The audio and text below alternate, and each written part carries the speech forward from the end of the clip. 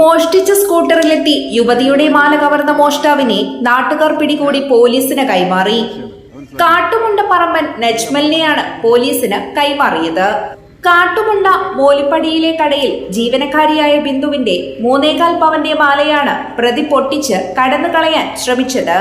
വെള്ളിയാഴ്ചയായിരുന്നതിനാൽ കടയിൽ ബിന്ദു മാത്രമാണ് ഉണ്ടായിരുന്നത്.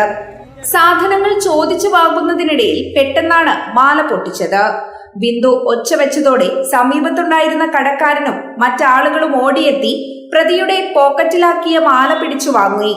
പിന്നീട് പോലീസിനെ വിളിച്ചു വരുത്തി പ്രതിയെ കൈമാറുകയായിരുന്നു. ഇയാൾ ഓടിച്ചിരുന്ന സ്കൂട്ടർ 3 ദിവസം മുൻപ് നടക്കാവ് ഭാഗത്തു നിന്നും മോഷ്ടിച്ചതാണെന്ന് പോലീസ് പറഞ്ഞു. വാഹന ഉടമ നടക്കാവ് സ്റ്റേഷനിൽ വണ്ടി നഷ്ടപ്പെട്ടതായി കാണിച്ച് പരാതി നൽകിയിട്ടുണ്ട്.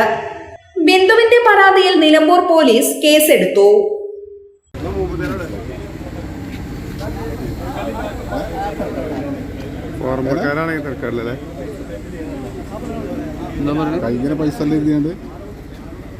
കയ്യില് പൈസ മറ്റുള്ള സാധനം എടുക്കല സ്വന്തം നമ്മളൊക്കെ കാണുന്ന ചേച്ചിയാണ് മനസ്സിലാക്കുന്നത്. അപ്പൊ നമ്മളെ പെങ്ങന്മാരൊക്കെ പൊട്ടിക്കൂലത്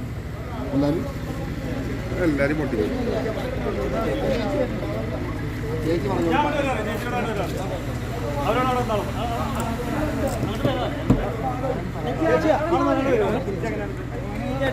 ഒറിജിനൽ ബില്ലോടുകൂടി മാത്രം സ്വർണം വിൽക്കുന്നു. Safa golden diamonds, different by design.